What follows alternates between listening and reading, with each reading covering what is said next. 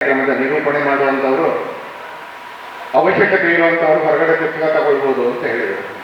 ನಾನು ಅಷ್ಟು ಸೌಜನ್ಯದಿಂದ ನನಗೆ ಹೇಳುವ ಸ್ವಭಾವದವನ್ನಲ್ಲ ಅಂತದೆ. ಪುಸ್ತಕ ಕೊಂಡ್ಕೋಬೇಕು ಅಂತಲೇ ಈ ಕಾರ್ಯಕ್ರಮ ಏರ್ಪಡಿಸಿರೋದು. ಪುಸ್ತಕ ಕೊಂಡ್ಕೋಬೇಕು, ಅವಶ್ಯಕತೆ ಇಲ್ಲದಿದ್ರೂ ಕೊಂಡ್ಕೋಬೇಕು. ಯಾಕಂದರೆ ಕೆಲವು ಸಲ ಪುಸ್ತಕಗಳ ಸಮಾಜಕ್ಕೆ ಅವಶ್ಯಕತೆ ಇರುತ್ತೆ, ಪೀಳಿಗೆಗಳಿಗೆ ಅವಶ್ಯಕತೆ ಇರುತ್ತೆ, ಅದರೊಳಗಿರ್ತಕ್ಕಂಥ ವಿಷಯಗಳಿಗೋಸ್ಕರ ಅವಶ್ಯಕತೆ ಇರುತ್ತೆ.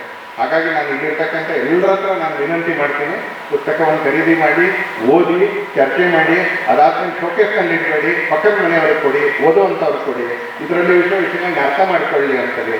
ವಿರೋಧ ಮಾಡೋದಿದ್ರೆ ವಿರೋಧ ಮಾಡಲಿ, ನಮ್ಮ ಹತ್ರ ಬಂದು ವಿರೋಧ ಮಾಡಲಿ, ಚರ್ಚೆಗೆ ಅವಶ್ಯಕತೆ ಇದ್ರೆ ಚರ್ಚೆ ಮಾಡಲಿ, ಸವಾಲು ಹಾಕೋದಿದ್ರೆ ನಮಗೆ ಸವಾಲು ಹಾಕಲಿ ಈ ಪುಸ್ತಕದ ಬಗ್ಗೆ. ಹಾಗೋಸ್ಕರ ಇದನ್ನು ಮಾಡ್ತೀನಿ. ಯಾಕಂದ್ರೆ ಇವತ್ತು ಕಳೆದ ಒಂದು 10-12 ವರ್ಷಗಳಿಂದ ಬಹಳ ದೊಡ್ಡ ಪ್ರಮಾಣದಲ್ಲಿ ಡಾಕ್ಟರ್ ಬಾಬಾ ಸಾಹೇಬ್ ಅಂಬೇಡ್ಕರ್ ಅವ್ರನ್ನ ಮತ್ತು ಸಂವಿಧಾನವನ್ನ ಒಂದು ವಿವಾದದ ವಿಷಯ ಮಾಡತಕ್ಕಂಥ ಕೆಲಸವನ್ನ ನಮ್ಮ ದೇಶದ ಒಂದು ಎಕೋಸಿಸ್ಟಮ್, ಒಂದು ವಲಯ ಇದನ್ನು ಮಾಡುವಂತ ಪ್ರಯತ್ನ ಮಾಡ್ತಾರೆ. ಅನೇಕ ಸಂಗತಿಗಳನ್ನು ಹುಡುಕ್ತಾ ದೇಶ ಒಟ್ಟಾಗಿ ಯೋಚನೆ ಮಾಡ್ಲಿಕ್ಕೆ ಆರಂಭ ಮಾಡಿದಾಗ, ದೇಶದ ಮುನ್ನಡೆಯ ದೃಷ್ಟಿಯಿಂದ ಸಮಾಜ ಕೂಡ ಒಂದು ಮನಸ್ಸಿನಿಂದ ಯೋಚನೆ ಮಾಡ್ಲಿಕ್ಕೆ ಅಂತ ಆರಂಭ ಮಾಡಿದ್ರೆ ಅವ್ರಿಗೆ ಹೊಟ್ಟೆಲೇನೋ ಒಂದು ಸ್ವಲ್ಪ ಹುಳ ಎದ್ದಂಗೆ ಆಗ್ಬಿಡುತ್ತೆ. ಆ ಥರದ ಒಂದು ವರ್ಗ ನಮ್ಮ ದೇಶದಲ್ಲಿದೆ, ಎಲ್ಲ ಕಡೆ ಇರುತ್ತೆ. ಪಕ್ಕದ ಮನೇಲಿ ಒಳ್ಳೆ ಭಜನೆ ನಡೀತಾ ಇದ್ರೆ, ಒಳ್ಳೆ ನಗ್ತಾ ಇದ್ರೆ, ಒಳ್ಳೆ ಪೂಜೆ ನಡೀತಾ ಇದ್ರೆ, ಕೆಲವು ಮನೆಯವರಿಗೆ ಆನಂದ ಪಡುವಂಥ ಭಾಗ್ಯ ಇರೋದಿಲ್ಲ, ಏನೋ ಹೊಟ್ಟೆ ಕಿಚ್ಚು ಶುರು ಆಗುತ್ತೆ, ಏನೋ ಮಾಡೋಕ್ಕೆ ಅಂತ ಆರಂಭ ಮಾಡ್ತಾರೆ. ಆ ಥರ ನಮ್ಮ ದೇಶದಲ್ಲಿ ಒಂದು ವರ್ಗ ಇದೆ, ಅರ್ಬನ್ ನಕ್ಸಲರು ಅಂತೇಳಿ. ಅವ್ರಿಗೆ ಯಾವಾಗಲೂ ಕೂಡ ಕೃಪಾಪೋಷಣೆ ಮಾಡ್ತಕ್ಕಂಥ ಕಾಂಗ್ರೆಸ್ನ ಒಂದು ಎಕೋಸಿಸ್ಟಮ್ ಇದೆ. ಇವರು ನಿರಂತರವಾಗಿ RSS doctor Baba Saheb ಅಂಬೇಡ್ಕರ್ನ ವಿರೋಧಿಸುತ್ತೆ, RSS ಸಂವಿಧಾನವನ್ನು ವಿರೋಧಿಸುತ್ತೆ, RSS ಮತ್ತು BJP ಸಂವಿಧಾನವನ್ನು ರದ್ದು ಮಾಡ್ತಾರೆ. ಇದೇ ಥರದ ಮಾತುಗಳನ್ನ ಹೇಳ್ತಾನೆ ಇರ್ತಾರೆ. ಎಡಗೈಯಲ್ಲಿ ಕೆಂಪು ಬಣ್ಣದ ಸಂವಿಧಾನದ ಪುಸ್ತಕವನ್ನು ಹಿಡ್ಕೊಂಡು ರಾಹುಲ್ ಗಾಂಧಿಯಿಂದ ಹಿಡಿದು ಅಖಿಲೇಶ್ ಯಾದವ್ರಿಂದ ಹಿಡಿದು ಅನೇಕರು ಈ ಸಲ ಪ್ರಮಾಣ ವಚನ ಸ್ವೀಕರಿಸಬೇಕಾದ್ರೆ ಆ ಪುಸ್ತಕವನ್ನು ಹಿಡ್ಕೊಂಡು ಪ್ರಮಾಣ ವಚನವನ್ನು ಸ್ವೀಕರಿಸಿದ್ರು. ಬದ್ಧತೆ ಇದ್ರೆ ನಮ್ಗೆ ಆನಂದವೇ. ಅದರಲ್ಲಿ ಯಾರೇ ಯಾವುದೇ ಪುಸ್ತಕ ಹಿಡ್ಕೊಂಡ್ರೆ ಬದ್ಧತೆ ಜೊತೆಗೆ ಎಂತ ತೊಂದರೆ. ಎರಡನೇದು, ಒಳಗಡೆ ಏನು ಕೈಯಲ್ಲಿ ಹಿಡ್ಕೊತಾ ಇದ್ದೀರಿ, ಇದನ್ನು ಓದ್ಬಿಟ್ಟು ಹಿಡ್ಕೊಂಡ್ರು ಕೂಡ ನಮ್ಗೇನು ತೊಂದರೆ ಇಲ್ಲ. ಒಂದ್ಸಲಿ ರಾಹುಲ್ ಗಾಂಧಿ ಓದೇ ಇಲ್ಲ, ಯಾಕಂದ್ರೆ ಅದ್ರ 2ನೇ ಪುಟದಲ್ಲೇ ಇಂದಿರಾ ಗಾಂಧಿ ಬಗ್ಗೆ ಆ ಪುಸ್ತಕದಲ್ಲಿ ಟೀಕೆ ಇದೆ. ಲಕ್ನೋದ ಪಬ್ಲಿಷಿಂಗ್ ಹೌಸ್ನ ಪುಸ್ತಕ, 170 ರೂಪಾಯಿನ ಪುಸ್ತಕ ಅದು. ಅದರ 2ನೇ ಪುಟದ ಮುನ್ನುಡಿ ಬರೆದಿರ್ತಕ್ಕಂಥ ನಮ್ಮ ದೇಶದ ಹಿರಿಯ ವಕೀಲರು ಇಂದಿರಾ ಗಾಂಧಿಯನ್ನು ಟೀಕೆ ಮಾಡಿದ್ದಾರೆ. ತನ್ನ ಅಜ್ಜಿಯನ್ನೇ ಟೀಕೆ ಮಾಡಿರ್ತಕ್ಕಂಥ ಪುಸ್ತಕವನ್ನು ಹಿಡ್ಕೊಂಡು ಇಡೀ ದೇಶದಲ್ಲಿ ಮೆರವಣಿಗೆ ಮಾಡ್ತಾ ಇದ್ದಾರೆ. ಸಂವಿಧಾನದ ಬಗ್ಗೆ ಬದ್ಧತೆಯಿಂದ ಅಲ್ಲ.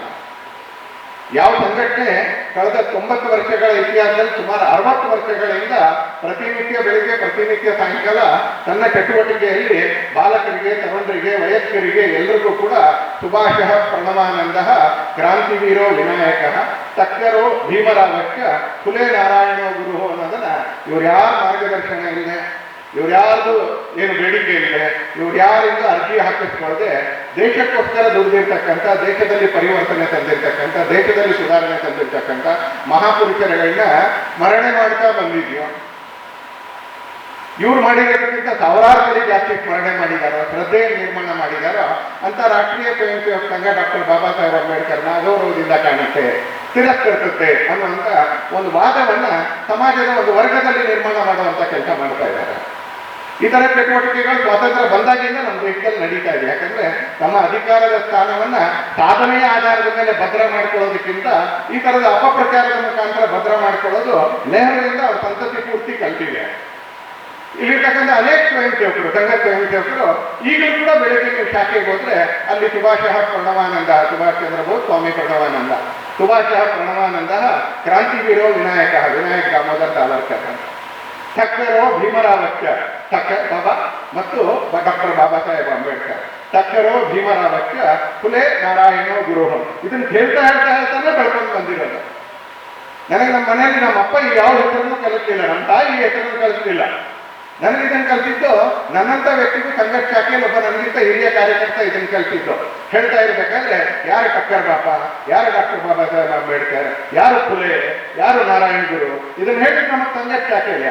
ಆ ಸಂಘದ ಬಗ್ಗೆ ಇವರು ಡಾಕ್ಟರ್ ಬಾಬಾ ಸಾಹೇಬ್ರನ್ನ ಅಗೌರವದಿಂದ ಕಾಣ್ತಾರೆ.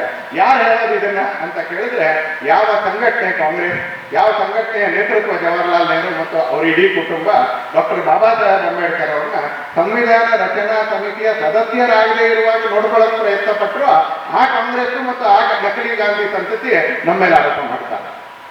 ಯಾರೋ ಪ್ರಾಜ್ಞರೋ, ಯಾರೋ ಮುಗ್ಧರೋ, ಯಾರೋ ತಿಳ್ಕೊಂಡಿರ್ತಕ್ಕಂಥವ್ರು ಆಪಾದನೆ ಮಾಡಿದ್ರೆ ನಾವು ಅವ್ರ ಜೊತೆ ಚರ್ಚೆ ಮಾಡ್ಬೋದು. ಇವರು ಡಾಕ್ಟರ್ ಬಾಬಾ ಸಾಹೇಬ್ ಅಂಬೇಡ್ಕರ್ ಅವ್ರನ್ನ ಎಲ್ಲೂ ಸದಸ್ಯರಾಗಕ್ಕೆ ಬಿಡದೇ ಇರುವ ಪ್ರಯತ್ನ ಮಾಡಿದ್ರು. ಸ್ವಾತಂತ್ರ್ಯ ಬಂತು, ಚುನಾವಣೆ ಬಂತು. ಚುನಾವಣೆ ಸಂದರ್ಭದಲ್ಲಿ 52ರಲ್ಲಿ 54ರಲ್ಲಿ 2 ಬಾರಿ ಡಾಕ್ಟರ್ ಬಾಬಾ ಸಾಹೇಬ್ ಅಂಬೇಡ್ಕರ್ ಅವ್ರನ್ನ ಸೋಲಿಸಬೇಕು ಅಂತ ಪ್ರಯತ್ನ ಮಾಡಿದಂತ ಕಾಂಗ್ರೆಸ್ ಇವತ್ತು ಭಾರತೀಯ ಜನತಾ ಪಕ್ಷದ ಬಗ್ಗೆ ಆಪಾದನೆ ಮಾಡುತ್ತೆ. ಡಾಕ್ಟರ್ ಬಾಬಾ ಸಾಹೇಬ್ ಅಂಬೇಡ್ಕರ್ಗೆ ಅಗೌರವ ತರಿತು. 54ರ ಉಪಚುನಾವಣೆಯಲ್ಲಿ, ಭಂಡಾರದ ಉಪಚುನಾವಣೆಯಲ್ಲಿ ನಾವೇನು ಅನೇಕ ಉಪಚುನಾವಣೆಗಳನ್ನ ನೋಡಿದ್ದೀವಿ. ಯಾವುದೇ ಉಪಚುನಾವಣೆ ನರೇಂದ್ರ ಮೋದಿ ಅವರು ಪ್ರಚಾರಕ್ಕೆ ಹೋಗಲ್ಲ, ಹಾಗೆ ಬೇರೆ ಪಾರ್ಟಿಯವರು ಹೋಗಲ್ಲ. ದೊಡ್ಡ ದೊಡ್ಡ ಉಪಚುನಾವಣೆಯನ್ನು ಅಲ್ಲಿ ಲೋಕಲ್ ಘಟಕ ನೋಡ್ಕೊಳ್ಳುತ್ತೆ, ಅವ್ರು ಅದನ್ನು ಮಾಡ್ತಾರೆ. ಉತ್ತರ ಪ್ರದೇಶದ ಮಿಲ್ಕಿಪುರದಲ್ಲಿ ಉಪಚುನಾವಣೆ ನಡೀತು, ನಾಡಿದ್ದಲ್ಲಿ ಕೌಂಟಿಂಗ್ ಇದೆ. ಅಲ್ಲಿ ನರೇಂದ್ರ ಮೋದಿ ಅವರು ಹೋಗ್ಲಿಲ್ಲ, ಜೆ ಪಿ ನಡ್ಡಾ ಅವರು ಹೋಗ್ಲಿಲ್ಲ. ಅಲ್ಲಿ ಅವ್ರು ನೋಡ್ಕೋತಾರೆ, ಯೋಗಿಜಿ ಅವರು ಇದ್ದಾರೆ, ಅಲ್ಲಿರ್ತಕ್ಕಂಥ ರಾಜ್ಯಾಧ್ಯಕ್ಷರಿದ್ದಾರೆ. ಇದು ಎಲ್ಲ ರಾಜಕೀಯ ಪಕ್ಷಗಳಲ್ಲಿ ಬಂದ್ಕೊಂಡಿರ್ತಕ್ಕಂಥ ಒಂದು ಅಲಿಖಿತ ಸಂಪ್ರದಾಯ. ಆದ್ರೆ ಭಂಡಾರದ ಉಪಚುನಾವಣೆ 54ರಲ್ಲಿ 2 ಬಾರಿ ಜವಾಹರ್ಲಾಲ್ ನೆಹರು ಪ್ರಚಾರ ಮಾಡಕ್ಕೆ ಹೋಗ್ತಾರೆ. ಯಾಕೆ? ಬಾಬಾ ಸಾಹೇಬರನ್ನ ಸೋಲಿಸಬೇಕು ಅಂತ. ಈ ಸಂಘಟನೆಯವರು ನಮ್ಗೆ ಹೇಳ್ತಾರೆ ಅಂತೇಳಿ ಬಿಜೆಪಿ ಡಾಕ್ಟರ್ ಬಾಬಾ ಸಾಹೇಬ್ ಅಂಬೇಡ್ಕರ್ ಅವ್ರನ್ನ ಅಗೌರವದಿಂದ ಕಾಣಿಸುತ್ತೆ. ಆ 54ರ ಉಪಚುನಾವಣೆಯಲ್ಲಿ ಡಾಕ್ಟರ್ ಬಾಬಾ ಸಾಹೇಬ್ ಅಂಬೇಡ್ಕರ್ ಅವರು ಎಲೆಕ್ಷನ್ ಏಜೆಂಟ್ ಆಗಿದ್ದವರು ಸಂಘದ ಪ್ರಚಾರಕರಾಗಿದ್ದಂಥ ದತ್ತಪಂಟ್ ಹೆಗ್ಡೆಯವರು ಎಲೆಕ್ಷನ್ ಏಜೆಂಟ್ ಆಗಿರ್ತಕ್ಕಂಥ. ಹೀಗೆ ಇವತ್ತು ಯಾರ್ಯಾರಿಂದ ಮಾತು ಕೇಳಬೇಕಾಗತ್ತೆ, ಬುದ್ಧಿವಾದ ಕೇಳಬೇಕಾಗತ್ತೆ ಅಂತ ನಮ್ಗೆ ಗೊತ್ತಿಲ್ಲ. ಅಂತಂದವರೆಲ್ಲ ನಮಗೆ ಬುದ್ಧಿವಾದ ಹೇಳ್ತಾ ಅಂತ. ಈ ಬುದ್ಧಿವಾದ ಹೇಳ್ತಾ ಇರ್ತಕ್ಕಂಥ ಬಂಡವಾಳ ಒಂದು ಸ್ವಲ್ಪ ಬಯಲು ಮಾಡಬೇಕಲ್ಲ ಅಂತ ವಿಕಾಸ್ ಒಂದು ಪುಸ್ತಕ ಬರೆದ್ರು. ಇವತ್ತು ಇಲ್ಲಿನ ಕಾರ್ಯಕರ್ತರು ಒಟ್ಟಿಗೆ ಸೇರಿ ಅದರ ಬಿಡುಗಡೆ ಅನೇಕ ಊರುಗಳಲ್ಲಾಗಿದೆ. ಅದಕ್ಕೋಸ್ಕರ ಶಿವಮೊಗ್ಗದ ಪ್ರಾಜ್ಞರನ್ನ ಸೇರಿಸಿ ಅವರ ಎದುರಿಗೆ ವಿಷಯ ಪ್ರಕಟಣೆ ಮಾಡಬೇಕು, ಪ್ರಸ್ತುತ ಮಾಡಬೇಕು ಅನ್ನೋ ಕಾರಣಕ್ಕೆ ಕಾರ್ಯಕ್ರಮ ನಡೀತಾರೆ. ಸಂವಿಧಾನ ರಚನಾ ಸಮಿತಿಯ ಸದಸ್ಯರಾಗದೇ ಇರುವ ಪ್ರಯತ್ನ ಮಾಡಬೇಕು, ಸಂಸದರಾಗದೇ ಇರುವಂತ ರೀತಿಯಲ್ಲಿ ಪ್ರಯತ್ನ ಮಾಡಬೇಕು. ಹಾಗೆ ಮಂತ್ರಿ ಆದ್ಮೇಲೆ 1951ನೇ ಇಸ್ವಿಗೆ ರಾಜೀನಾಮೆ ಕೊಡ್ತಾರೆ. ಅಕ್ಟೋಬರ್ 10ನೇ ತಾರೀಕಿಗೆ ಡಾಕ್ಟರ್ ಬಾಬಾ ಸಾಹೇಬ್ ಅಂಬೇಡ್ಕರ್ ರಾಜೀನಾಮೆ ಕೊಡ್ತಾರೆ. ರಾಜೀನಾಮೆ ಬರೇ ಡಾಕ್ಟರ್ ಬಾಬಾ ಸಾಹೇಬ್ ಅಂಬೇಡ್ಕರ್ ಕೊಡೋದಿಲ್ಲ, ರಾಮಪ್ರಸಾದ್ ಮುಖರ್ಜಿಯವರು ಕೊಡ್ತಾರೆ ಅದೇ ವರ್ಷ. ನಂತರ ಬಾಬು ಜಗಜೀವನರಾಮ್ ಕೊಡ್ತಾರೆ. ಯಾಕಂದ್ರೆ ಯಾರಾದ್ರೂ ಎದುರುಗಡೆ ಸಾಮರ್ಥ್ಯ ಇರ್ತಕ್ಕಂಥವ್ರು ಸಿಕ್ಕಿದ್ರೆ ಈ ನಕಲಿ ಗಾಂಧಿ ಫ್ಯಾಮಿಲಿಯವರಿಗೆ ಮತ್ತು ಅವರ ಬಾಲಬಡಕರಿಗೆ ಒಂದು ಹೆದರಿಕೆ ಶುರುವಾಗುತ್ತೆ. ಜನ ಇವ್ರನ್ನ ಆಯ್ಕೆ ಮಾಡ್ಬಿಟ್ರೆ. ಹಾಗಾಗಿ ರಾಜೀನಾಮೆ ಕೊಡ್ತಕ್ಕಂಥ ಪರಿಸ್ಥಿತಿಯನ್ನು ನಿರ್ಮಾಣ ಮಾಡಿದಂಥವರು, ರಾಜೀನಾಮೆಯನ್ನು ಸ್ವೀಕಾರ ಮಾಡಿದಂಥ ಪಕ್ಷ ಇವತ್ತು ಬಿಜೆಪಿಗೆ ಹೇಳುತ್ತೆ ಡಾಕ್ಟರ್ ಬಾಬಾ ಸಾಹೇಬರಿಗೆ ಗೌರವ ಕೊಡ್ತಾ ಇದ್ದಾರೆ. 1951ನೇ ಇಸ್ವಿ ಅಕ್ಟೋಬರ್ ತಿಂಗಳಲ್ಲಿ ಬಾಬಾ ಸಾಹೇಬರು ರಾಜೀನಾಮೆ ಕೊಡ್ತಾರೆ. ರಾಜೀನಾಮೆ ಕೊಟ್ಟ 3-4 ದಿನದ ನಂತರ ಆ ರಾಜೀನಾಮೆ ಬಗ್ಗೆ ಸಂಸತ್ನಲ್ಲಿ ಅವರು ವಿಚಾರ ಮಂಡಿಸ್ತಾರೆ. ನಾನು ಹೇಳ್ತಾ ಇರ್ಬೇಕಾದ್ರೆ ಇದು ಯಾವುದು ಕಾಗಕ್ಕೆ ಉಪಸ್ಥಿತ ಕಥೆ ಅಲ್ಲ, ಎಲ್ಲವೂ ಆರ್ಕೈವ್ನಲ್ಲಿ ಉಪಲಬ್ಧ ಇದೆ. ನೀವು RTI ಹಾಕಿದ್ರೆ ಸಿಗುತ್ತೆ, ಪುಸ್ತಕಗಳಲ್ಲಿ ಸಿಗುತ್ತೆ, ಗ್ರಂಥಗಳಲ್ಲಿ ಸಿಗುತ್ತೆ, ಸಂಸತ್ತಿನ ದಾಖಲೆಗಳಲ್ಲಿ ಸಿಗುತ್ತೆ. ಕಾಂಗ್ರೆಸ್ನವರು ನ್ಯೂಸ್ ಪೇಪರ್ ಪ್ಲಾಂಟಿಂಗ್ ನಲ್ಲಿ ಎಕ್ಸ್ಪರ್ಟ್ಗಳು ಏನ್ ಪ್ಲಾಂಟ್ ಮಾಡ್ತಾರೆ?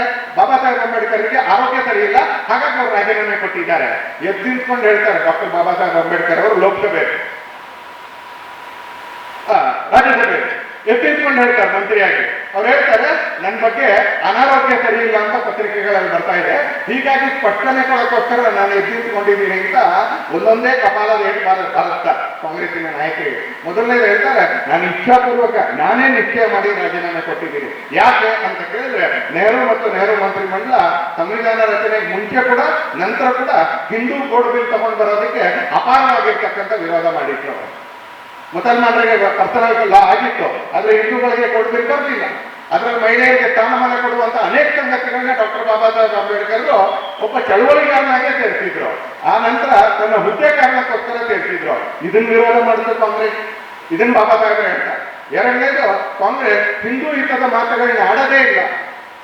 ಡಾಕ್ಟರ್ ಬಾಬಾ ಸಾಹೇಬ್ ಅಂಬೇಡ್ಕರ್ ಅಂದ್ರೆ ಹಿಂದುತ್ವ ವಿರೋಧಿಯಿಂದ ಇವತ್ತು ಅನೇಕ ಸಂಘಟನೆಗಳು ಬಿಂಬಿಸ್ತಾರೆ. ಆದ್ರೆ ಬಾಬಾ ಸಾಹೇಬ್ ಹೇಳ್ತಾರೆ ಹಿಂದೂ ಹಿತದ ವಿಷಯನೇ ಮಾತಾಡಲ್ಲ ಬಾಬಾ ಸಾಹೇಬ್ರು, ಕೇವಲ ನೆಹರು ಅವರು ಆದ್ರೆ ಕೇವಲ ಮುಸಲ್ಮಾನರ ಹಿತದ ಬಗ್ಗೆನೇ ಮಾತಾಡ್ತಾರೆ. ಈ ತರ ಒನ್ ಸೈಡೆಡ್ ಅಪ್ರೋಚ್ ಸರಿ ಇಲ್ಲ. ಮೂರನೇದು ಬಾಬಾ ಸಾಹೇಬರು ಹೇಳ್ತಾರೆ 4 ಕಾರಣಗಳಲ್ಲಿ ಮೂರನೇದು, ಕಾಶ್ಮೀರದಲ್ಲಿ ಜಮ್ಮು ಕಾಶ್ಮೀರದಲ್ಲಿ ಭಾರತ ಸಂವಿಧಾನ ಅನ್ವಯನೇ ಆಗ್ತಾ ಇಲ್ಲ. ಇದು ನೆಹರು ಕಾರಣಕ್ಕೆ, ಇದು ಕಾಂಗ್ರೆಸ್ ಕಾರಣಕ್ಕೆ, ಕಾಶ್ಮೀರದ ಪರಿಸ್ಥಿತಿಯ ಕಾರಣಕ್ಕೆ ನಾನು ರಾಜೀನಾಮೆ ಕೊಡ್ತಾ ಇದ್ದೀನಿ ಅಂತ ಹೇಳ್ತಾರೆ, ಆರೋಗ್ಯದ ಕಾರಣಕ್ಕಲ್ಲ.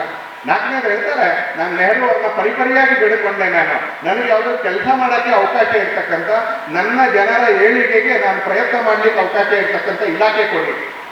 ಆದ್ರೆ ನನ್ನನ್ನು ಕಾನೂನು ಮಂತ್ರಿಯಾಗಿ ಮಾಡಿದ್ದಾರೆ, ಎಲ್ಲಿ ಬರೀ ನಿಯಮಗಳನ್ನ ರೂಪಿಸ್ಬೋದೋ ಅಂತ ಕಡೆ ನನಗೆ ನನ್ನ ಜನಗಳ ಏಳಿಗೆಗೋಸ್ಕರ ಕೆಲಸ ಮಾಡಬೇಕು ಅಂತಿದೆ, ನನ್ನ ಬದುಕು ವ್ಯರ್ಥ ಮಾಡ್ಕೊಳ್ಳೋಕೆ ಆಸಕ್ತಿ ಇಲ್ಲ, ಆ ಕಾರಣಕ್ಕೆ ನಾನು ರಾಜೀನಾಮೆ ಕೊಡ್ತಾ ಇದ್ದೀನಿ ಅಂತ ಹೇಳ್ತಾರೆ.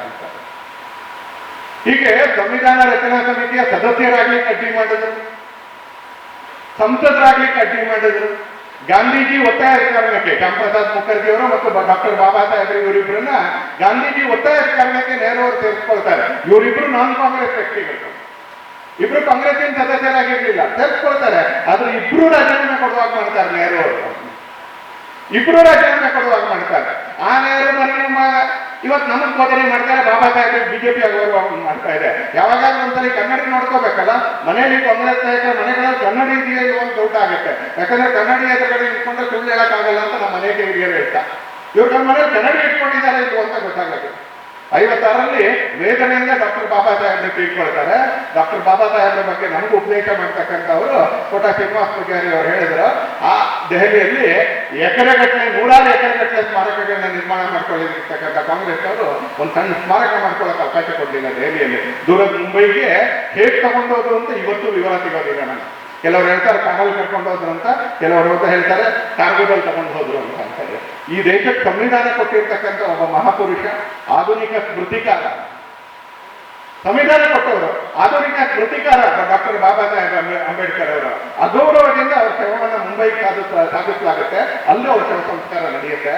6 ತಿಂಗಳೊಳಗೆ ಅವ್ರ ಧರ್ಮಪತ್ನಿ ಸವಿತಾ ಅಂಬೇಡ್ಕರ್ ಅಪಮಾನಕಾರಿಯಾಗಿ ಆ ಮನೆಯನ್ನ ಖಾಲಿ ಮಾಡುವಂತ ಪರಿಸ್ಥಿತಿಯನ್ನು ಸರ್ಕಾರ ತಗೊಂಡ್ರು. ಆಲಿಪುರ್ ರೋಡ್ನ ಮನೆಯನ್ನ ಅಪಮಾನದ ರೀತಿಯಲ್ಲಿ ಸವಿತಾ ಅಂಬೇಡ್ಕರ್ ಅವ್ರನ್ನ ಖಾಲಿ ಮಾಡಿಸಲಾಗುತ್ತೆ. ಇವತ್ತಿಗೂ ಕೂಡ ಕಾಂಗ್ರೆಸ್ನವರು ದೆಹಲಿಯಲ್ಲಿ ಒಂದೇ ಒಂದು ಸ್ಮಾರಕ ಡಾಕ್ಟರ್ ಬಾಬಾ ಸಾಹೇಬ್ ಅಂಬೇಡ್ಕರ್ಗೆ ಕೊಟ್ಟಿದೆ.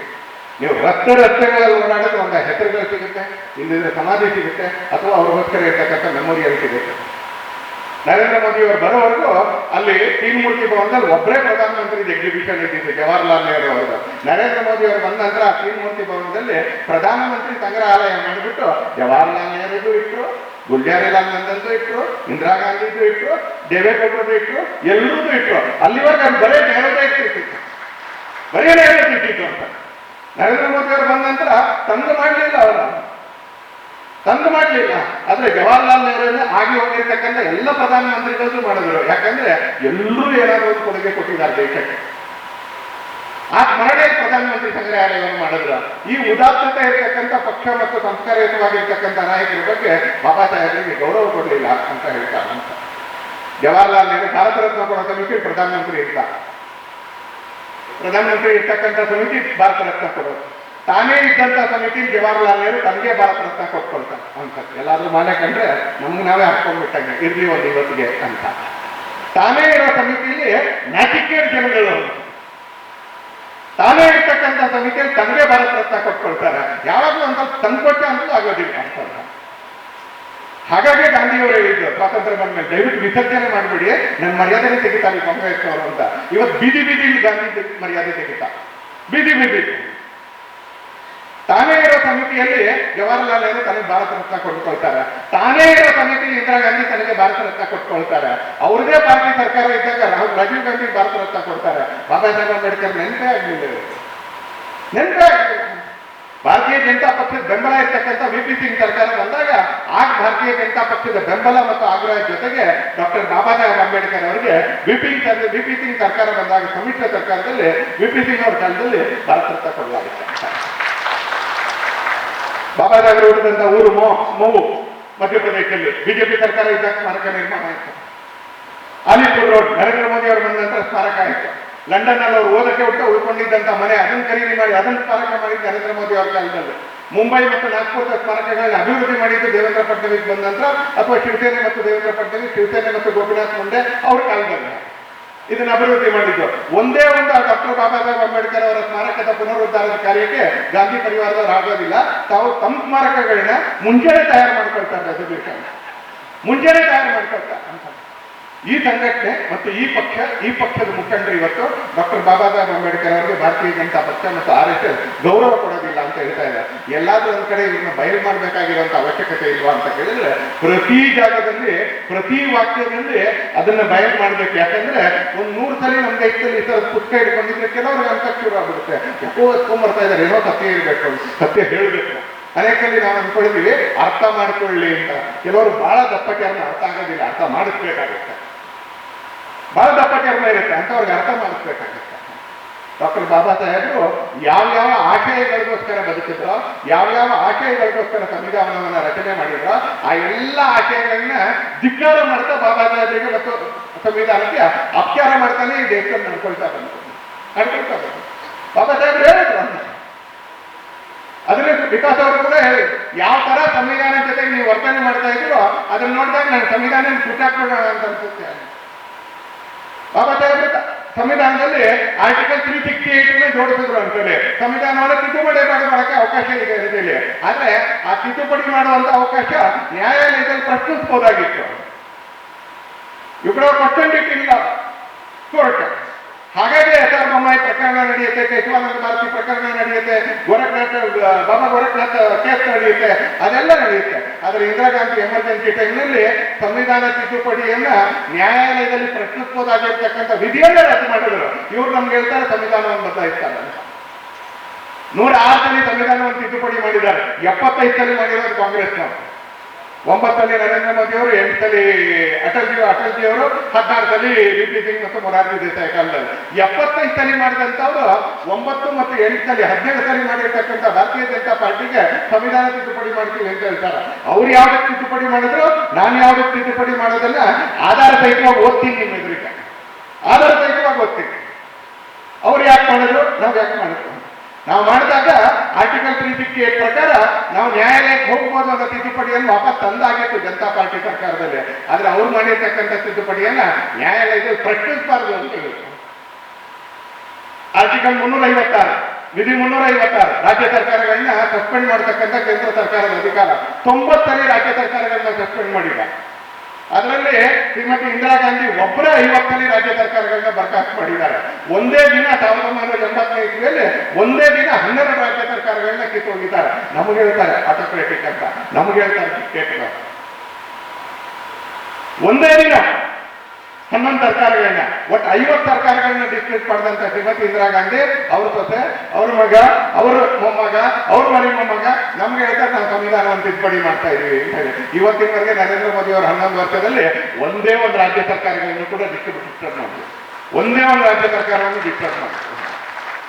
ನಾವು ಮಾಡಬಹುದಾಗಿತ್ತು ಆರ್ಟಿಕಲ್ 356 ಅಲ್ಲಿ. ಜನರಿಂದ ಡಿಮಾಂಡ್ ಕೂಡ ಇತ್ತು. ಆದ್ರೆ ಪ್ರಜಾಪ್ರಭುತ್ವದಲ್ಲಿ ಲೋಕಮತ ಜನಮತ ಬಹಳ ದೊಡ್ಡದು ಅಂತೇಳಿ ನಾವು ಜನಮತದಲ್ಲಿ ಹೋರಾಡಿದ್ವಿ ಹೊರತು ಬೆವರಾರಿಸಿ ಯಾವತ್ತೂ ಕೂಡ ಕಾಯ್ದೆ ಪ್ರಕಾರ 356 ಉಪಯೋಗಿಸ್ತಕ್ಕಂಥ ಒಂದು ಹೇಸಿಗೆ ಕೆಲಸವನ್ನು ನರೇಂದ್ರ ಮೋದಿ ಅವರು ಮಾಡಲಿಲ್ಲ. ಸಂವಿಧಾನದಲ್ಲಿ ಅವಕಾಶ ಇತ್ತು, ಮಾಡಲಿಲ್ಲ. ಯಾಕಂದ್ರೆ ಅವಕಾಶ ಇತ್ತು ಅಂತೇಳಿ ಅಂಗಡಿಯಲ್ಲಿ ಸ್ವೀಟ್ ಇದೆ ಅಂತ 1 kg ಸ್ವೀಟ್ ತಿನ್ನಕ್ಕಾಗಲ್ಲ. 1 kg ಸ್ವೀಟ್ ತಿನ್ನಕ್ಕಾಗಲ್ಲ. ಜೋಬಲ್ ದುಡ್ಡಿದೆ ಅಂತ ತಿನ್ನಕ್ಕಾಗೋದಿಲ್ಲ. ಯಾಕಂದ್ರೆ ಉಚಿತತೆ, ಔಚಿತ್ಯ ಅಂತ ಒಂದು ಶಬ್ದ ಕನ್ನಡದಲ್ಲಿದೆ. ಅದರ ಪ್ರಕಾರನೇ ಮಾಡ್ಬೇಕು. ಮಾಡಲಿಲ್ಲ ಅಂತ 75 ಸಲ ಸಂವಿಧಾನವನ್ನು ತಿದ್ದುಪಡಿ ಮಾಡ್ತಾರೆ. ಯಾವ್ಯಾವ ಕಾರಣಕ್ಕೆ ತಿದ್ದುಪಡಿ ಮಾಡ್ತಾರೆ ಅಂತ ನೀವೇನಾದ್ರೂ ಕೇಳಿದ್ರೆ ಆಶ್ಚರ್ಯ ಆಗ್ಬಿಡುತ್ತೆ. ಆಮೇಲೆ ಇವ್ರು ಸಂವಿಧಾನದ ಪುಸ್ತಕ ಹಿಡ್ಕೊಳ್ಳಕ್ಕೆ ಯೋಗ್ಯರಲ್ಲ, ಬಂಡ್ರಿ ಇವರು ಒಂದು ಅರ್ಥ ಆಗುತ್ತೆ ಅಂತ. ಯಾವ್ದಾದ್ರೂ ವಿಷಯವನ್ನ ಒಂದು ಕೈಯಲ್ಲಿ ಒಂದು ಭಗವದ್ಗೀತೆ ಇಟ್ಕೊಂಡ್ರೆ ಅದ್ರ ಬಗ್ಗೆ ಒಂದು ಬದ್ಧತೆ ಇರಬೇಕು ಅಂತ. ಬದ್ಧತೆ ಅಂತ ಇರಬೇಕು. ಕೈಯಲ್ಲಿ ಅದನ್ನ ಹಿಡ್ಕೊಂಡಾಗ ಅದಕ್ಕೊಂದು ಬದ್ಧತೆ ಅಂತ ಇರಬೇಕು.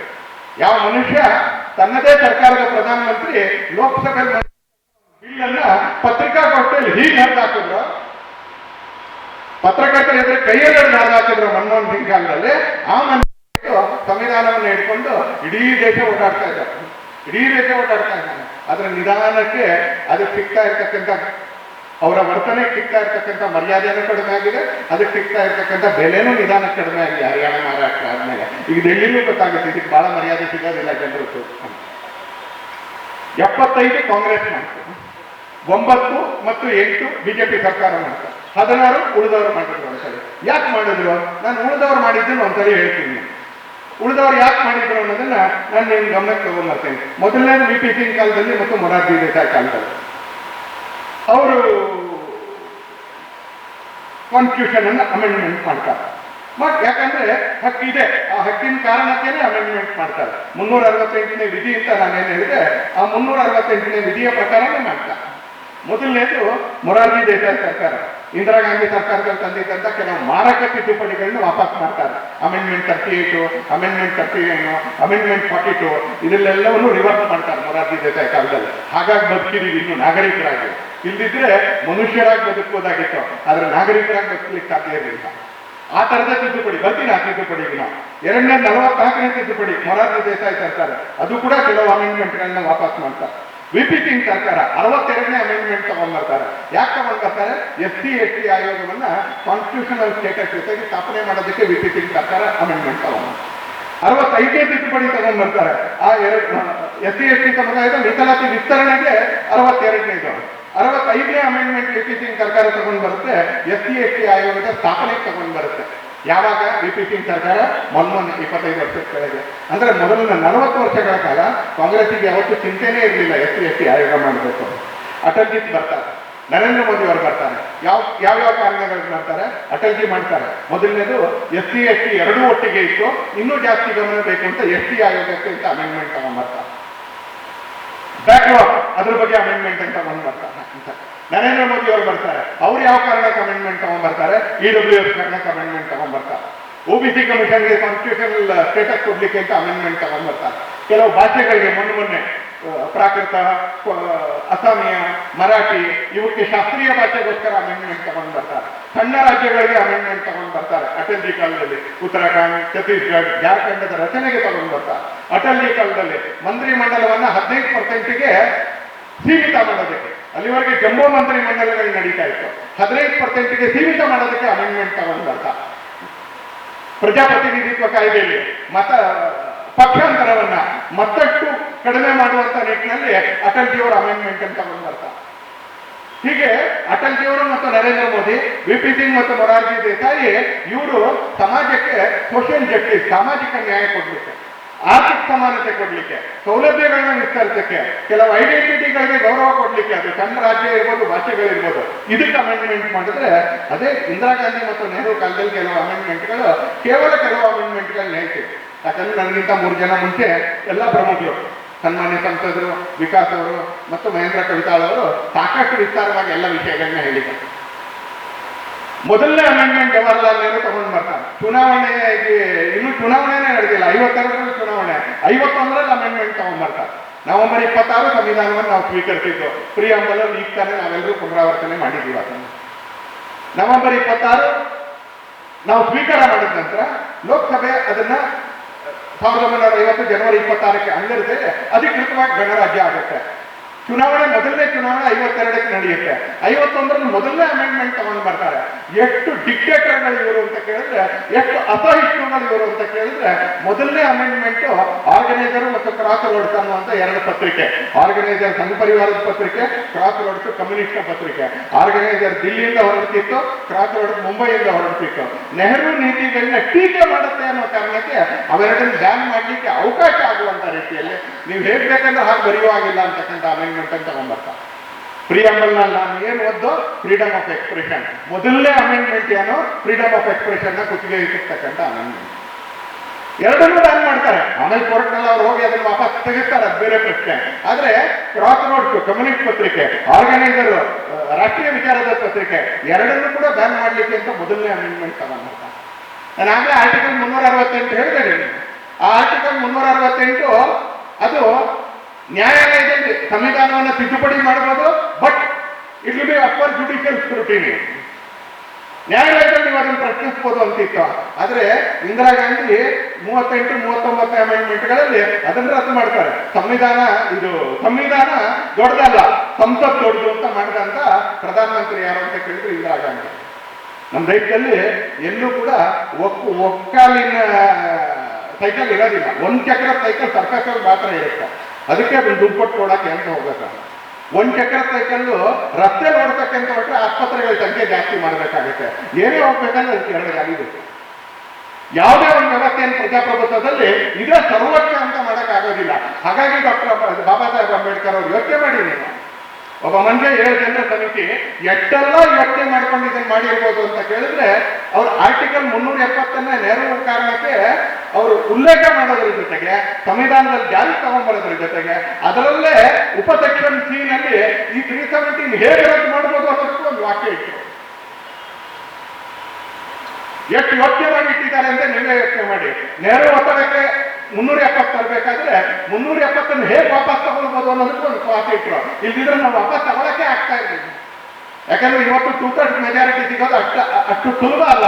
70ಕ್ಕೆ 75ಕ್ಕಿಂತ ಮುಂಚೆ ಏನು 2/3 ಮೆಜಾರಿಟಿ ಸಿಕ್ಕಿತ್ತು, ಇವತ್ತು ಆ ಥರ ಸಿಗೋದಿಲ್ಲ. ಇವತ್ತು ಪಕ್ಷಗಳ ಸಂಖ್ಯೆ ದೊಡ್ಡದಾಗಿದೆ. ಅಕಸ್ಮಾತ್ ಬಾಬಾ ಸಾಹೇಬ್ ಅಂಬೇಡ್ಕರ್ ಅವರು ಆ ವಿಧಿಯನ್ನು ನಡೆದಿದ್ರೆ ಇವತ್ತು ಕಾಶ್ಮೀರದಲ್ಲಿ ಬಾಬಾ ಸಾಹೇಬರ ಸಂವಿಧಾನ ಅದು ಅಳವಡಿಕೆಗೆ ಬರ್ತಾ ಇರಲಿಲ್ಲ. ಇವ್ರು ನಮ್ಗೆ ಹೇಳ್ತಾರೆ, ಯಾವ ಸರ್ಕಾರದ ಪ್ರಧಾನಮಂತ್ರಿ, ಯಾವ ಸರ್ಕಾರದ ಗೃಹ ಮಂತ್ರಿ, ಯಾವ ಪಕ್ಷ 60-70 ವರ್ಷಗಳ ಕಾಲ ಯಾವ ಸಂಘಟನೆಗಳು, ಸಂಘದ ಜೊತೆಗೆ ಇರ್ತಕ್ಕಂಥ ಅನೇಕ ಸಂಘಟನೆಗಳು ಸಾವಿರಾರು ಜನ ಜಮ್ಮು ಕಾಶ್ಮೀರ ಭಾರತದ ಜೊತೆಗೆ ಪೂರ್ತಿ ವಿಲೀನ ಆಗ್ಬೇಕು ಅಂತ ಹೋರಾಟ ಮಾಡಿದ್ರು, ಬಲಿದಾನ ಮಾಡಿದ್ರು. ಯಾರು ಪ್ರಣಾಳಿಕೆ ಪರ್ಮನೆಂಟ್ ಆಗಿ ಸೇರಿಸ್ತಾ ಬಂದ್ರ. ಎರಡನೇದಲ್ಲಿ ನಮ್ಗೆ ಅಧಿಕಾರ ಸಿಕ್ಕಿದಾಗ 6 ತಿಂಗಳೊಳಗೆ ನಮ್ಮ ಸಾಮರ್ಥ್ಯದ ಜೊತೆಗೆ ಬದ್ಧತೆ ಜೊತೆಗೆ ಅದನ್ನು ವಾಪಸ್ ತಗೊಳ್ಳುವಂತ ಪ್ರಯತ್ನ ಮಾಡಿದ್ರು. ಯಶಸ್ವಿ ಆಗೋದ್ರಲ್ಲಿ ಯಾವ ಸರ್ಕಾರದ ಕಾರಣಕ್ಕೆ ಜಮ್ಮು ಕಾಶ್ಮೀರದಲ್ಲೂ SC ರಿಸರ್ವೇಶನ್ ಆರಂಭ ಆಯ್ತು. ಇವತ್ತು ಆ ಪಕ್ಷದ ಬಗ್ಗೆ ಸಂವಿಧಾನ ರದ್ದತಿ ಮಾಡ್ತಾರೆ, ಇವರು ಸಂವಿಧಾನ ಬದಲಾಯಿಸ್ತಾರೆ ಅಂತ ಆಪಾದನೆ ಮಾಡ್ತಾರೆ. ಪ್ಯಾರಾಡಾಕ್ಸ್ ಇದೆ. 2 ನಾಲಿಗೆ ಅಂದ್ರೆ ಬಹುಶಃ ಇದೆ ಅಂತ. ಇಂದಿರಾ ಗಾಂಧಿ ತಗೊಂಡ್ಬರ್ತಾರೆ. ಇಂದಿರಾ ಗಾಂಧಿ ಅಲಹಾಬಾದ್ ಹೈಕೋರ್ಟ್ನಲ್ಲಿ 1971 ಎಲೆಕ್ಷನ್ನಲ್ಲಿ ಇವರು ತನ್ನ ಕಚೇರಿಯನ್ನು ದುರುಪಯೋಗ ಮಾಡಿದ್ರು, ಆಫೀಸನ್ನು ಮಿಸ್ಯೂಸ್ ಮಾಡಿದ್ರು. ಅವರ ಕಚೇರಿಯಲ್ಲಿ ಇದ್ದಂಥ ಸೆಕ್ರೆಟರಿ, ಆ ಸೆಕ್ರೆಟರಿ ಆತ ಹೋಗಿ ಪ್ರಚಾರಕ್ಕೆ ತೊಡಸ್ಕೊತಾನೆ ನೇರ IAS ಆಫೀಸರ್. ಹಾಗೆ ಅದರ ವಿರುದ್ಧ ರಾಜನಾರಾಯಣ್ ಕೇಸ್ ಎಲ್ಲ ಹೋಗಿ 1971 ಇಸ್ವಿಯಲ್ಲಿ ಅಲಹಾಬಾದ್ನ ನ್ಯಾಯಾಲಯ ವಿರುದ್ಧ ತೀರ್ಪು ಕೊಡುತ್ತೆ. ಪ್ರಜಾಪ್ರತಿನಿಧಿ ಕಾಯ್ದೆಯ ಅನುಸಾರ ಆ ಚುನಾವಣೆಯನ್ನು ರದ್ದು ಮಾಡುತ್ತೆ. ಆ ಚುನಾವಣೆಯನ್ನು ರದ್ದು ಮಾಡೋದ್ರ ಜೊತೆಗೆ ಅಪೀಲ್ ಹೋಗಕ್ಕೆ 6 ತಿಂಗಳು ಅವಕಾಶ ಕೊಡ್ತಾರೆ. ಚುನಾವಣೆಯನ್ನು ರದ್ದು ಮಾಡ್ತಾರೆ ಇಂದಿರಾ ಗಾಂಧಿದು, ಆದ್ರೆ ಅಪೀಲ್ ಹೋಗಕ್ಕೆ 6 ತಿಂಗಳು ಅವಕಾಶ ಕೊಡ್ತಾರೆ. ಆ ಅಪೀಲ್ ಹೋಗ್ಬಿಟ್ಟು ಅಪೀಲ್ ತೀರ್ಥ ಬರೋವರೆಗೂ ತಮ್ಮದೇ ಜಡ್ಜ್ಮೆಂಟ್ಗೆ ಅವರು ಸ್ಟೇ ಕೊಡ್ತಾರೆ. ಇದು ನ್ಯಾಯಾಲಯ ನಡ್ಕೊಳ್ತಕ್ಕಂಥ ರೀತಿ. ತುಂಬಾ ಪರಿಣಾಮ ಇರ್ತಕ್ಕಂಥ ಕೇಸ್ನ ಪರಿಣಾಮದಲ್ಲಿ ಜಡ್ಜ್ಮೆಂಟ್ ಕೊಟ್ಟ ಮೇಲೆ ಅವರು ಅಪೀಲ್ಗೆ ಅವಕಾಶ ಕೊಡ್ತಾರೆ ಮತ್ತು ಆ ಅಪೀಲ್ನ ಪೀರಿಯಡ್ ಆಗೋವರೆಗೆ ತಮ್ಮ ಜಡ್ಜ್ಮೆಂಟನ್ನೇ ಸಸ್ಪೆಂಡ್ ಮಾಡ್ತಾರೆ. ಇದು ಬ್ಯಾಲೆನ್ಸ್ ಅಂದ್ರೆ ಪ್ರಜಾಪ್ರಭುತ್ವದಲ್ಲಿ ಸಮತೋಲನ ಯಾವುದು ಅಂತ ಕೇಳಿದ್ರೆ ಇದು. ಅಪೀಲ್ ಹೋಗ್ತಾರೆ ಇಂದಿರಾ ಗಾಂಧಿ. ಅಪೀಲ್ ಹೋದ ನಂತರ ಇಂದಿರಾ ಗಾಂಧಿ ಅಪೀಲ್ ಹೋದ ನಂತರ ಸುಪ್ರೀಂ ಕೋರ್ಟ್ನಲ್ಲಿ 4:1 5 ಜನ ಜಡ್ಜ್ಗಳ ಬೇಸಿನಲ್ಲಿ ಆ ಅಪೀಲ್ ಇಂದಿರಾ ಗಾಂಧಿ ಅಪೀಲ್ ಪ್ರಶ್ನೆಗೆ ಬರುತ್ತೆ. ಆ ಇಂದಿರಾ ಗಾಂಧಿಯ ಅಪೀಲ್ನ ಪ್ರಶ್ನೆಗೆ ಬಂದಾಗ 4:1 ಆ ಅಪೀಲ್ ರದ್ದಾಗುತ್ತೆ. ಇಂದಿರಾ ಗಾಂಧಿಯ ಸದಸ್ಯತೆ ಅದು ರದ್ದಾಗಬೇಕು ಅಂತ ಹೇಳಿ ಸುಪ್ರೀಂ ಕೋರ್ಟ್ ಕೂಡ ತೀರ್ಪು ಕೊಡುತ್ತೆ. 4 ಜನ ತೀರ್ಪು ಕೊಡ್ತಾರೆ, ಒಬ್ಬ ಮನುಷ್ಯ ಮಾತ್ರ ವಿರೋಧ ಕೊಡ್ತಾರೆ. ನಿಮ್ಗೆ ಆಶ್ಚರ್ಯ ಆಗುತ್ತೆ, ಒಬ್ಬ ಮನುಷ್ಯ ಯಾರು ಇಂದಿರಾ ಗಾಂಧಿ ಪರವಾಗಿ ತೀರ್ಪು ಕೊಟ್ಟನಲ್ಲ ಆತ ಅದಾದ ನಂತರ 4 ಕಮಿಷನ್ಗೆ ಚೇರ್ಮನ್ ಆಗ್ತಾರೆ, 2 ರಾಜ್ಯಕ್ಕೆ ಗವರ್ನರ್ ಆಗ್ತಾರೆ, ಪದ್ಮಭೂಷಣ ಪ್ರಶಸ್ತಿ ಸಿಗುತ್ತೆ, ಒಂದು ಡಿಫೆಕ್ಟ್ ಜಡ್ಜ್ಮೆಂಟ್ ಕೊಟ್ಟಿದ್ದಕ್ಕೆ. ಇನ್ನು ಕ್ರಿಯಾನ್ವಯನ ಆಗ್ತಕ್ಕಂಥ ಜಡ್ಜ್ಮೆಂಟ್ ಕೊಟ್ಬಿಟ್ಟಿದ್ರೆ ಅವ್ರನ್ನೇ ರಾಷ್ಟ್ರಪತಿ ಮಾಡ್ಬಿಡ್ತಿದ್ರೆ.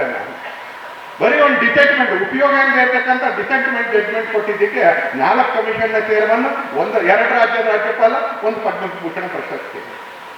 ಇವರು ಈ ಸರ್ಕಾರ ಮತ್ತು ಈ ಪಾರ್ಟಿ ನರೇಂದ್ರ ಮೋದಿಯವರ ಬಗ್ಗೆ, ಅಟಲ್ಜಿಯವರ ಬಗ್ಗೆ, ಸಂಘದ ಬಗ್ಗೆ ಹಾದಿ ಬೀದಿಯಲ್ಲಿ ನಿಂತ್ಕೊಂಡು ಮಾತಾಡ್ತಾರೆ ಅಂದ್ರೆ ಇವ್ರ ಕ್ರೆಡಿಬಿಲಿಟಿ ಏನು ಅಂತ ಯೋಚನೆ ಮಾಡಿ. ಮುಂದುವರಿಯ ಸಾಕೇಶ್ 1975 ಇಸ್ವಿ ಆಗಸ್ಟ್ 11ನೇ ತಾರೀಕು ಮತ್ತೆ ಅದು ವಿಚಾರಣೆಗೆ ಬರೋದಾಗುತ್ತೆ. ಹೇಗೆ ನಡ್ಕೊಳ್ತಾರೆ ಶ್ರೀಮತಿ ಇಂದಿರಾ ಗಾಂಧಿ ನೋಡಿ ಆ ಸಂದರ್ಭದಲ್ಲಿ ಅಂತಲೇ ಎಮರ್ಜೆನ್ಸಿ ಇತ್ತು. ಆಗಸ್ಟ್ 11 ಸೋಮವಾರ, ಅವತ್ತು ಮತ್ತೆ ವಿಚಾರಣೆಗೆ ಬರೋದಿತ್ತು. ಆಗಸ್ಟ್ 10 ಭಾನುವಾರ, 9 ಶನಿವಾರ, 8 ಶುಕ್ರವಾರ, 7 ಗುರುವಾರ. ಅರ್ಥ ಮಾಡ್ಕೊಳ್ಬೇಕು ಇಲ್ಲಿರ್ತಕ್ಕಂಥವ್ರೆಲ್ಲರೂ ಯಾವ ತರದ ಅಪಾಯ ಸನ್ನಿವೇಶದಲ್ಲಿ ನಮ್ಮನ್ನ ಜನಸಂಘ ಮತ್ತು ಸಂಘ ಕಾಪಾಡ್ಕೊಂಡು ನಮ್ಮನ್ನ ಅನ್ನೋದನ್ನ ಯೋಚನೆ ಮಾಡ್ಬೇಕಂತ. ಒಂದು ಪ್ರಜಾಪ್ರಭುತ್ವವಾಗಿ, ಒಂದು ಡೆಮಾಕ್ರಸಿಯಾಗಿ RSS ಮತ್ತು BJP ಹೇಗೆ ನಮ್ಮನ್ನು ಪಾರು ಮಾಡ್ಕೊಂಡು 11ನೇ ತಾರೀಕು ಅಪೀಲಿಗೆ ಬರುತ್ತೆ. ಅಂದ್ರೆ 7ನೇ ತಾರೀಕು ಗುರುವಾರ ಲೋಕಸಭೆ ಸೇರುತ್ತೆ. ಲೋಕಸಭೆ ಸೇರಿ 38 ಮತ್ತು 39 ಅಮೆಂಡ್ಮೆಂಟ್ ಅಂತ ತಗೊಂಡ್ಬರ್ತಾರೆ. ಏನ್ 38, 39 ಅಮೆಂಡ್ಮೆಂಟ್ ಅಲ್ಲಿ ಒಂದು ಪಾರ್ಲಿಮೆಂಟ್ ಸುಪ್ರೀಂ. ಪಾರ್ಲಿಮೆಂಟ್ ಏನ್ ಬೇಕಾದ್ರೂ ಮಾಡ್ಬೋದು, ರಾಷ್ಟ್ರಪತಿಯೂ ಪ್ರಶ್ನೆ ಮಾಡೋಕ್ಕಾಗಲ್ಲ. ಪಾರ್ಲಿಮೆಂಟ್ ಸುಪ್ರೀಮು, ಪಾರ್ಲಿಮೆಂಟ್ ಅಲ್ಲಿ ಡಿಸೈಡ್ ಮಾಡಿದ್ದನ್ನ ಸುಪ್ರೀಂ ಕೋರ್ಟ್ ಅಲ್ಲೂ ಪ್ರಶ್ನೆ ಮಾಡೋಕ್ಕಾಗಲ್ಲ. ಅವ್ರ ಎಮರ್ಜೆನ್ಸಿಯ ಪಾರ್ಲಿಮೆಂಟ್, ಅದು ನಾರ್ಮಲ್. ಇವತ್ತಿನ ಪಾರ್ಲಿಮೆಂಟ್ ಅಲ್ಲ, ಎದ್ದು ನಿಂತ್ಕೊಂಡು ಯಾರಾದ್ರೂ ಮಾತಾಡ್ಬೋದು ಅನ್ನೋ ಪಾರ್ಲಿಮೆಂಟ್ ಅಲ್ಲ. ಅಟಲ್ಜಿ ಒಳಗಿದ್ದಾರೆ, ಅದ್ವಾನಿಯವರು ಒಳಗಿದ್ದಾರೆ, ಶಾಂತಿಭೂಷಣ್ ಒಳಗಿದ್ದಾರೆ, ಇವರೆಲ್ಲರೂ ಒಳಗಿದ್ದಾರೆ ಅನ್ನುವಂಥ ಪಾರ್ಲಿಮೆಂಟು. 2/3 ಪ್ರಯತ್ನವೇ ಬೇಕಿಲ್ಲ, ಯಾಕಂದ್ರೆ ಒಳಗಿದ್ದವರೇ ಕಾಂಗ್ರೆಸ್. ಗುರುವಾರ ಲೋಕಸಭೆಯಲ್ಲಿ ಮಂಡಿಸ್ತಾರೆ 38 ಮತ್ತು 39 ಅಮೆಂಡ್ಮೆಂಟ್ ಅನ್ನ. ಪಾಸ್ ಆಗುತ್ತೆ, ಹಾಗೆ ಆಗುತ್ತೆ. ಇವರೆಲ್ಲ ಜೈಲಲ್ಲಿದ್ರೆ ಪಾಸ್ ಆಗಕ್ಕೆ ಏನಾಗಬೇಕಾದ್ರೆ. ಶುಕ್ರವಾರ ರಾಜ್ಯಸಭೆಯಲ್ಲಿ ಪ್ರೆಸೆಂಟ್ ಮಾಡ್ತಾರೆ, ರಾಜ್ಯಸಭೆಯಲ್ಲಿ ಪಾಸ್ ಮಾಡ್ತಾರೆ 24 ಗಂಟೆ ಒಳಗೆ. ಶನಿವಾರ ಈ ದೇಶದಲ್ಲಿ ಯಾವ ಶಾಸಕಾಂಗ ಕೂಡ ಅನಿವಾರ್ಯ ಇದ್ದಿದ್ರೆ ಶನಿವಾರ ನಡೆಯಲ್ಲ. ಮೊನ್ನೆ ಬಜೆಟ್ ಇತ್ತು, ಹೀಗಾಗಿ ಲೋಕಸಭೆ ಇತ್ತು ಅವತ್ತ. ಅನಿವಾರ್ಯ ಇಲ್ಲದಿದ್ರೆ ನಡೆಯೋದಿಲ್ಲ. ಆದರೆ ಈ ತರದ ಸಂವಿಧಾನದ ಬೇಸಿಕ್ ಸ್ಟ್ರಕ್ಚರ್ನಲ್ಲಿ ಬದಲಾವಣೆ ತರ್ತಕ್ಕಂಥ ಅಮೆಂಡ್ಮೆಂಟ್ಗಳು 50% ರಾಜ್ಯಗಳಲ್ಲಿ ಪಾಸ್ ಆಗಬೇಕು. ಹಾಗಾಗಿ ಆಗಸ್ಟ್ 9ನೇ ತಾರೀಕು ಶನಿವಾರ ನಾನು ನಿಮ್ಮೆಲ್ಲರಿಗೂ ಪ್ರಾರ್ಥನೆ ಮಾಡ್ತೀನಿ, ಡೇಟ್ಗಳು ನೆನಪಿಟ್ಕೊಳ್ಳಿ. ಯಾಕಂದ್ರೆ ಈ ದೇಶ ಬಹಳ ಕ್ರಿಟಿಕಲ್ ಸಮಯಗಳಲ್ಲಿ ಅಪಾಯದಿಂದ ಪಾರಾಗಿದೆ. ಬಹಳ ಕ್ರಿಟಿಕಲ್ ಸಮಯದಲ್ಲಿ ಅಪಾಯದಿಂದ ಪಾರಾಗಿದೆ. ಎಂತೆಂಥ ಅಪಾಯ ತಂದಿಟ್ಟಿದ್ರು ಸ್ವಾತಂತ್ರ್ಯದ ನಂತರ ಅನ್ನೋದಕ್ಕೋಸ್ಕರ ಮಾತ್ರ ನಾನು ಡೇಟ್ ಹೇಳ್ತಾ ಇದ್ದೀನಿ. ಆಗಸ್ಟ್ 7 ಲೋಕಸಭೆಯಲ್ಲಿ ಪಾಸ್ ಆಗುತ್ತೆ, ಆಗಸ್ಟ್ 8 ರಾಜ್ಯಸಭೆಯಲ್ಲಿ ಪಾಸ್ ಆಗುತ್ತೆ, ಆಗಸ್ಟ್ 9 15 ರಾಜ್ಯಗಳಲ್ಲಿ ಕಾಂಗ್ರೆಸ್ ಸರ್ಕಾರ ಇತ್ತು, ಅವರು ಒಂದು ದಿನದ ಅಧಿವೇಶನ ತಗೊಂಡು ಬರ್ತಾರೆ, ಅಲ್ಲೆಲ್ಲ ಪಾಸ್ ಆಗುತ್ತೆ. ಆಗಸ್ಟ್ 10 ಭಾನುವಾರ ರಾಷ್ಟ್ರಪತಿ ಭವನ ಓಪನ್ ಇರುತ್ತೆ, ಗಜೆಟ್ ಸೆಕ್ಷನ್ ಓಪನ್ ಇರುತ್ತೆ, ಪ್ರಿಂಟಿಂಗ್ ಪ್ರೆಸ್ ಓಪನ್ ಇರುತ್ತೆ ಭಾನುವಾರದ ದಿನ. ಯಾಕಂದ್ರೆ ಇವ್ರು ಹೇಳಿದ ಕಾರಣಕ್ಕೆ ರಾಷ್ಟ್ರಪತಿ ಸಹಿ ಹಾಕ್ತಾರೆ, ಗಜೆಟ್ ಓಡಿಸ್ತಾರೆ, ಬರ್ತಾರೆ. ಏನದು ಅಮೆಂಡ್ಮೆಂಟ್ ಅಂತ ಕೇಳಿದ್ರೆ, ಡಾಕ್ಟರ್ ಬಾಬಾ ಸಾಹೇಬ್ ಅಂಬೇಡ್ಕರ್ ಅವರ 7 ಜನರ ಕರಡು ಸಮಿತಿ ಅದು ಒಂದು ಆರ್ಟಿಕಲ್ ಅನ್ನ ಸೇರಿಸುತ್ತೆ, ರಾಷ್ಟ್ರಪತಿಗಳ ಚುನಾವಣೆಯನ್ನ ಯಾರು ನ್ಯಾಯಾಲಯದಲ್ಲಿ ಪ್ರಶ್ನಿಸುವಾಗಿಲ್ಲ. ಇಲ್ಲಿ ಕುತ್ಕೊಂಡಿರ್ತಕ್ಕಂಥವರ ಮನೆಗಳ ಪೈಕಿ 90% ಮನೆಗಳಲ್ಲಿ ನನ್ನ ಮನೆಯನ್ನು ಸೇರಿಸಿ ಯಾವುದೋ ಒಬ್ಬ ವ್ಯಕ್ತಿ ಇದ್ದಾರೆ ಅವ್ರಿಗೆ ಎದುರಾಡಬಾರದು.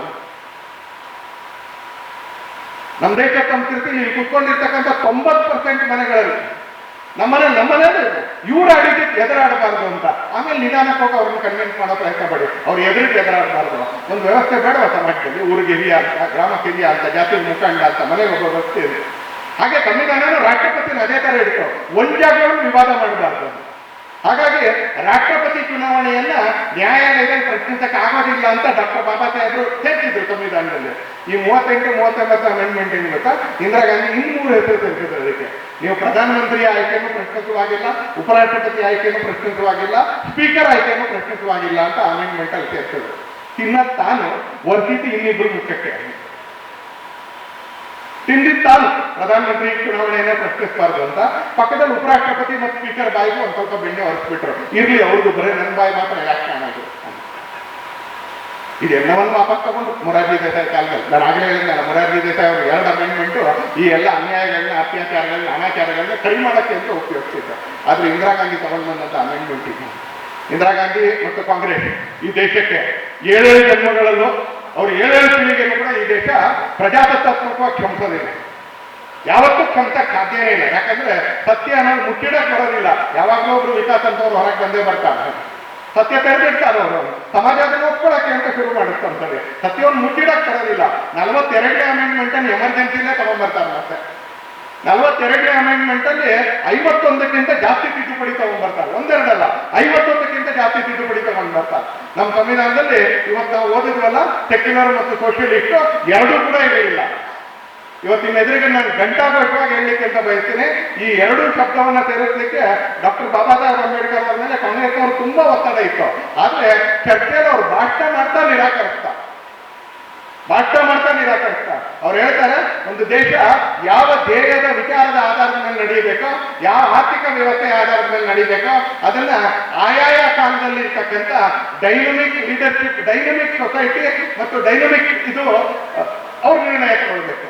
ನಾನಿವತ್ತು ಸಮಾಜವಾದಿ ಅಂತ ಹೇಳಿ ನಾಳೆ ಬಂಡವಾಳಶಾಹಿ ಬೇಕು ಅಂತ ಹೇಳಿದ್ರೆ ಅವ್ರಿಗೆ ಆಯ್ಕೆ ಮಾಡ್ಕೊಳ್ಳುವಂತ ಸ್ವಾತಂತ್ರ್ಯ ಇರಬೇಕು. ಇವತ್ತು ನಾವು ಸೋಷಿಯಲಿಸ್ಟ್ ಅನ್ನೋದನ್ನು ಸೇರಿಸ್ಕೊಂಡಿದ್ದೀವಿ. ಸೋಷಿಯಲಿಸ್ಟ್ ಜಗತ್ತಲ್ಲಿ ಬದುಕ್ತಾ ಇದೀವ, ನಾವು ಬದುಕ್ತಾ ಇದೀವ. ಇಡೀ ಜಗತ್ತಲ್ಲಿ ಸೋಷಿಯಲಿಸಮ್ ಸತ್ತೋಗಿದೆ. ನಮ್ಮ ದೇಶದಲ್ಲಿ ಕೆಲವು ಪಾರ್ಟಿಗಳ ಬ್ರಾಕೆಟ್ ಅಲ್ಲಿ ಮಾತ್ರ ಸೆಕ್ಯುಲರ್ ಇದು ಸೋಷಿಯಲಿಸಮ್ ಇದೆ ಅಷ್ಟೇ. ಬ್ರಾಕೆಟ್ ಅಲ್ಲಿ ಮಾತ್ರ ಸೋಷಿಯಲಿಸಮ್, ಎಲ್ಲೂ ಇಲ್ಲ ಇವತ್ತು ಆರ್ಥಿಕ ವ್ಯವಸ್ಥೆ ಸಮಾಜವಾದ. ಜಗತ್ತಿನ ಯಾವ ದೇಶದಲ್ಲೂ ಇಲ್ಲ. ಆದ್ರೆ ನಮ್ಮ ದೇಶದ ಸಂವಿಧಾನದಲ್ಲಿ ಇಂದಿರಾ ಗಾಂಧಿ ಕೃಪೆ ಕಾರಣವಿದೆ. 42ನೇ ಅಮೆಂಡ್ಮೆಂಟ್ ಅಲ್ಲಿ 51 ತಿದ್ದುಪಡಿಗಳನ್ನ ತಗೊಂಡು ಬರ್ತಾರೆ. ಸೆಕ್ಯುಲರ್ ಮತ್ತು ಸೋಷಿಯಲಿಸಮ್ ಅನ್ನುವಂಥ 2 ಶಬ್ದಗಳನ್ನ ಹಾಕ್ತಾರೆ.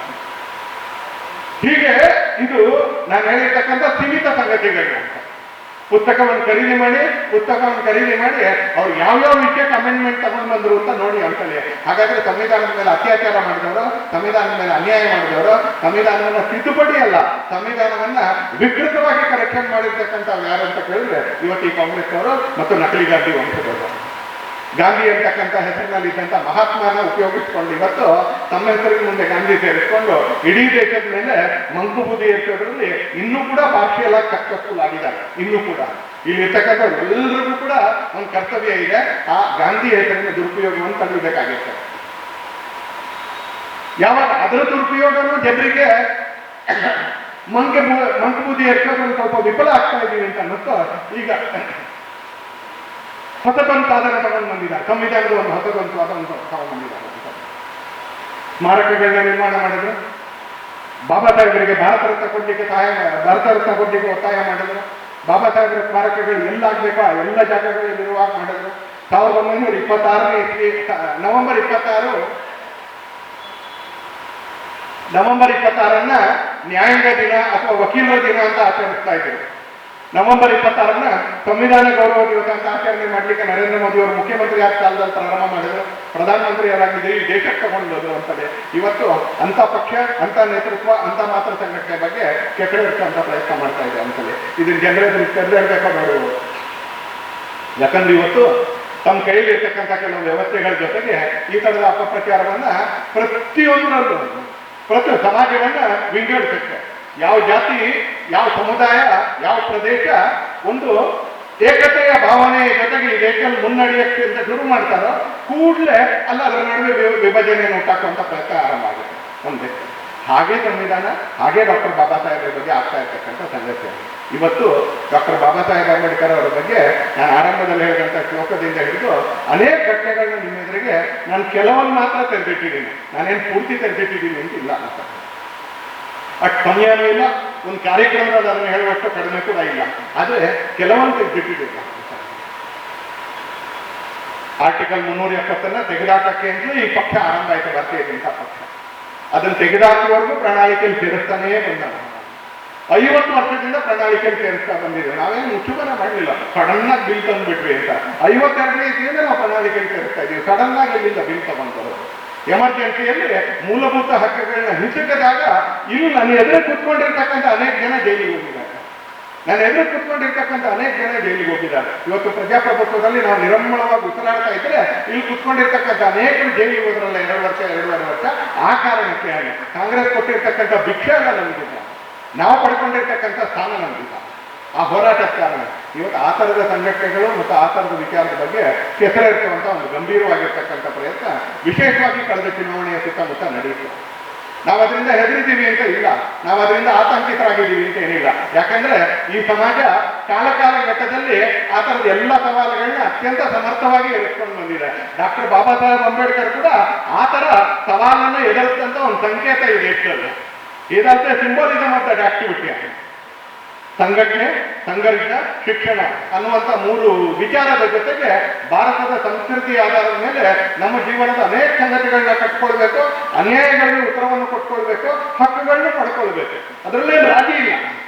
ಆದರೆ ಭಾರತದ ಚೌಕಟ್ಟಿನ ಒಳಗೆ, ಸಂವಿಧಾನದ ಚೌಕಟ್ಟಿನ ಒಳಗೆ, ಈ ನೆಲದ ನಮ್ಮ ಸಂಸ್ಕೃತಿಯ ಚೌಕಟ್ಟಿನ ಒಳಗೆ ನಮ್ಮ ಹಕ್ಕುಗಳನ್ನ ಪಡ್ಕೊಳ್ಬೇಕು, ಅನ್ಯಾಯವನ್ನು ಸರಿ ಮಾಡ್ಕೊಳ್ಬೇಕು, ಮೇಲೂ ಬರಬೇಕು ಅಂತ ತನ್ನ ಸಮಾಜಕ್ಕೆ ಹೇಳಿಕೊಟ್ಟಂತ, ಅದಕ್ಕೋಸ್ಕರ ಸಕ್ರಿಯವಾಗಿದ್ದಂತ ಒಬ್ಬ ಬಹುದೊಡ್ಡ ಮಹಾಪುರುಷ ಈ ಶತಮಾನದ್ದು ಡಾಕ್ಟರ್ ಬಾಬಾ ಸಾಹೇಬ್ ಅಂಬೇಡ್ಕರ್. ಹಾಗಾಗಿ ಸಂಘ ಶಾಖೆಗಳಲ್ಲಿ ಪ್ರತಿನಿತ್ಯ ಚಕ್ಕರು, ಭೀಮರಾವಕ್ಕ, ಫುಲೆ ನಾರಾಯಣ ಗುರು ಅಂತ ಪ್ರತಿನಿತ್ಯ ಹೇಳೋದು. ಹಾಗಾಗಿ ನರೇಂದ್ರ ಮೋದಿ ಅವರು ನವೆಂಬರ್ 26ಕ್ಕೆ ಸಂವಿಧಾನ ಗೌರವ ದಿವಸ ಅಂತ ಆಚರಣೆ ಮಾಡೋದಕ್ಕೆ ಅಂತ ಕರೆ ಕೊಟ್ಟಿದ್ರು. ಹಾಗಾಗಿ ಇವತ್ತು ಅನೇಕ ವ್ಯವಸ್ಥೆಗಳಲ್ಲಿ ಡಾಕ್ಟರ್ ಬಾಬಾ ಸಾಹೇಬರಿಗೆ ಗೌರವ ಕೊಡಬೇಕಾಗಿರ್ತಕ್ಕಂಥ ಸಂಗತಿಗಳನ್ನ ತಂದಿರ್ತಕ್ಕಂಥ ಸಂವಿಧಾನ ಮತ್ತು ಡಾಕ್ಟರ್ ಬಾಬಾ ಸಾಹೇಬರ ಬಗೆಗಿನ ಈ ದೇಶದ ಕಡೆಯ ಮನುಷ್ಯನ ಬದ್ಧತೆಯನ್ನ ಪ್ರಶ್ನಿಸುವಂತ ಹಕ್ಕು ಯಾರಿಗೂ ಕೂಡ ಇಲ್ಲ. ಅಕಸ್ಮಾತ್ ಅವರು ಪ್ರಶ್ನಿಸಲಿಕ್ಕೆ ಅಂತ ಹೊರಟ್ರೆ ಅವ್ರ ಬಂಡವಾಳವನ್ನು ಬಯಲು ಮಾಡಬೇಕಾಗುತ್ತೆ ಅನ್ಸುತ್ತೆ.